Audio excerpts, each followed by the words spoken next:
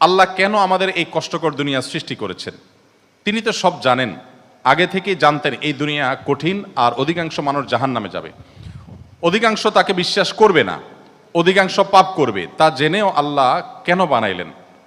অনেকে চিন্তার স্বাধীনতার কথা বলেন যে আল্লাহ স্বাধীনতা দিয়ে পাঠাইছেন, তাই পাপ করলে দোষ মানুষেরই। কিন্তু আল্লাহ তো এটাও জানতেন যে স্বাধীন হলেও অধিকাংশ মানুষ পাপই করবে।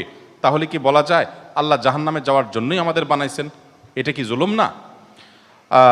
ভাই আহমদ মুসা, এই প্রশ্নটি আপনার মতো আরো হয়তো অনেকের। আমরা এই প্রশ্ন উত্তরে অনেক দীর্ঘ আলোচনা করতে পারলে ভালো হতো, কিন্তু আমাদের হাতে সেই সময় নেই। আমি খুব সংক্ষিপ্তভাবে বলার চেষ্টা করি।